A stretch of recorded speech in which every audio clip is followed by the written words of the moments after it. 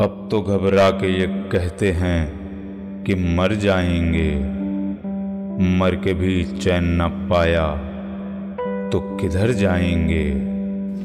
कितने मुफलिस हो गए, कितने तवंगर हो गए, खाक में जब मिल गए दोनों बराबर हो गए। जिसका जनाजा भी इस शानो शौकत से निकला वो आज अपनी मज़ार में पड़ा ज़माने को कुछ इसी अंदाज में कोसता होगा।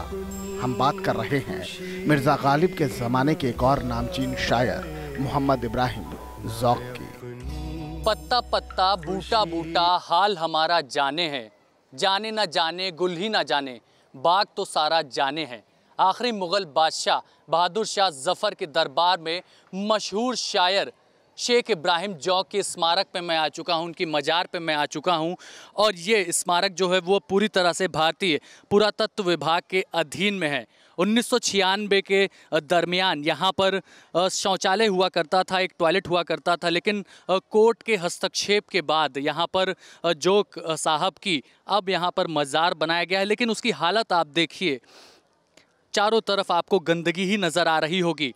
कहीं लकड़ी के कबाड़ हैं तो कहीं कूड़ा करकट है, थोड़ी बहुत हरियाली ज़रूर नज़र आ रही होगी। और ये जो स्मारक आप देख रहे हैं इसके चारों तरफ अब दीवार कर दी गई है, लेकिन तंग गलियों के बीच में नबी करीम की इस बस्ती में बेहद गंदगी के बीचों बीच ये स्मारक बनाई गई है। आप सोचिए, अंदाज़ा लगाइए, मिर्ज़ा गालिब, मोमिन खान, इन तमाम लोगों को अपने ज़माने में कड़ी टक्कर देने वाले मशहूर प्रख्यात विश्वख्यात शायर शेख इब्राहिम ज़ौक़ की ये मज़ार है और यहाँ पर अभी इस हालत में है। ज़ौक़ आसमाने सुखन का वो चमकता सितारा थे जिसके अंदाज़े शायरी से मिर्ज़ा गालिब को भी रश्क होता था।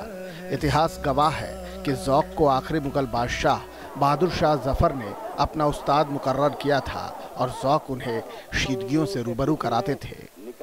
उस्ताद होने के नाते ज़ौक़ को गालिब के मुकाबले ज़फ़र के दरबार में ज़्यादा तवज्जो मिलती थी। बस यहीं से गालिब और ज़ौक़ के बीच रस्साकसी शुरू हो गई। कहते हैं ये तकरार एक दिन लड़ाई में बदल गई। ज़फ़र के चहेते बेटे और ज़ीनत महल की इकलौती औलाद मिर्ज़ा जवां बख्त की शादी में एक से बढ़कर एक अदीब इकट्ठा हुए, जिनमें ज़ौक़ और गालिब भी थे। शेर व शायरी का दौर चल रहा था। किसी बीच गालिब ने ज़ौक़ को उकसाने के इरादे से एक शेर पढ़ा और उसके सेहरे को पूरा करने का चैलेंज रख दिया। गालिब ने कहा, देखें इस सेहरे से कह दे कोई बढ़कर सेहरा। फिर क्या था, ज़फ़र ने ज़ौक़ को ललकारा और ज़ौक़ ने जवाबी सेहरा लिखकर महफिल लूट ली। गालिब के सेहरे के जवाब में ज़ौक़ ने जो सेहरा कहा उसका आखिरी शेर था, खुद को शायर जो समझते हैं ये उनसे कह दो, देखो इस तरह से कहते हैं सुखनवर सेहरा। कहते हैं उस दिन ज़ौक़ गालिब पर भारी पड़े थे। महफिल का सेहरा ज़ौक़ के सिर बंधा। इसका जिक्र विख्यात इतिहासकार विलियम डैलिम्पल ने अपनी किताब द लास्ट मुग़ल में भी किया है। लेकिन गालिब को शिकस्त देने वाले इस नामचीन शायर की मज़ार आज बदहाल पड़ी है। कहते सुनते नहीं कुछ हम तो शबे हिज्र में पर, नालाए दिल का जवाब आहे जिगर देती है।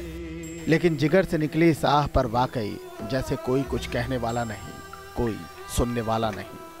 उर्दू शायरी जगत का ये चिराग भले ही बुझ गया है, लेकिन अपनी शायरी से ये आज भी जाना पहचाना और माना जाता है।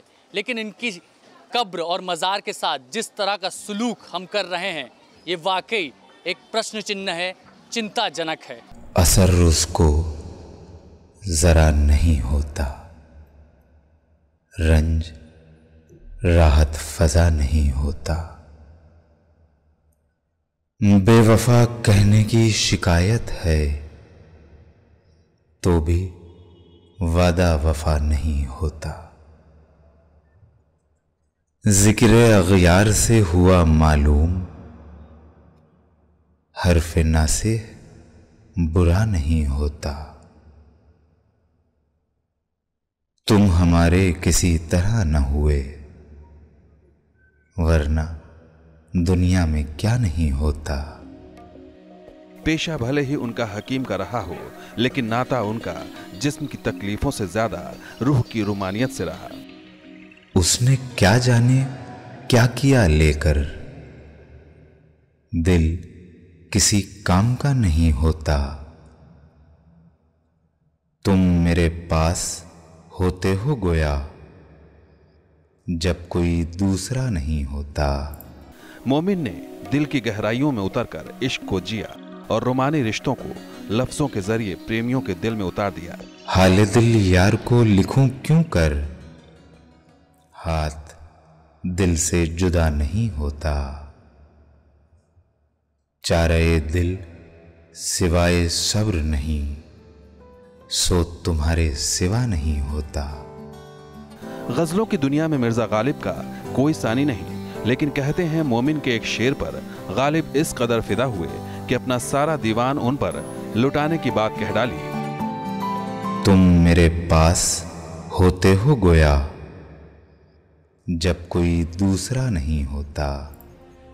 आपको बता दें कि यह शेर उस्ताद हकीम मोमिन खान मोमिन का है, जो मुगल काल के आखिरी दौर के शायर थे।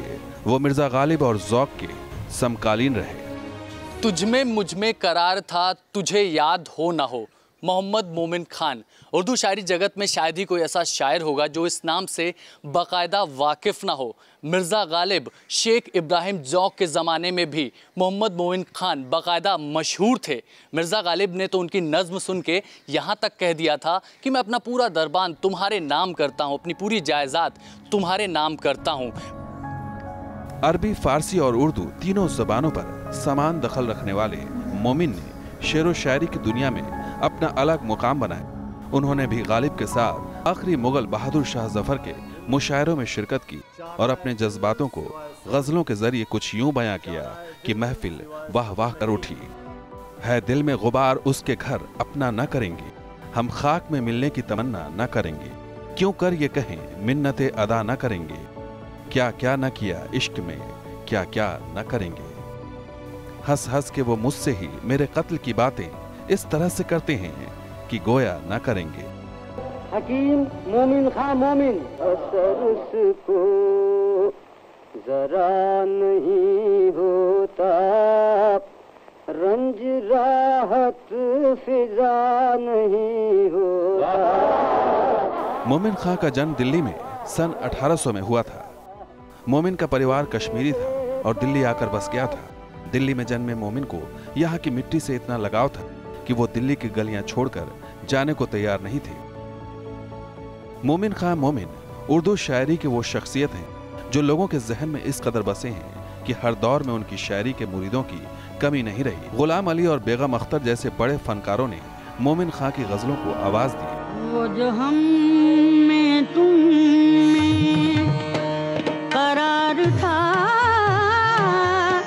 तुम्हें याद हो के न याद हो, वो जो हम में तुम में। बॉलीवुड भी मोमिन खां की नज़मों का मुरीद रहा है। साल 2003 में आई फिल्म तहजीब में उनकी एक नज़्म को गीत के रूप में दर्शकों ने खूब सराहा।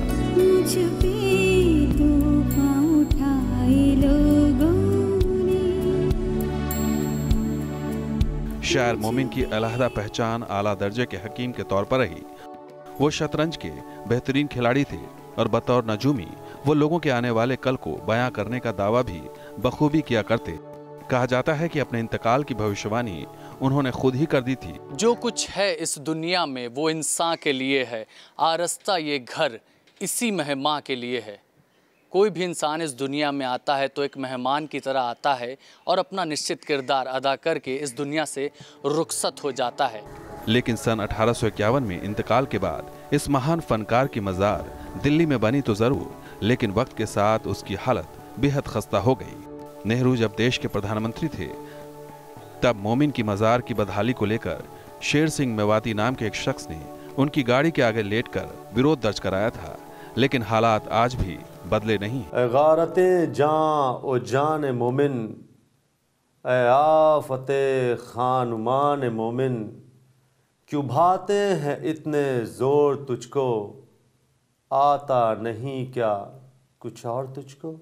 उर्दू ज़बान सीखनी है तो इश्क कर लीजिए, इश्क अगर करना है तो उर्दू सीख लीजिए।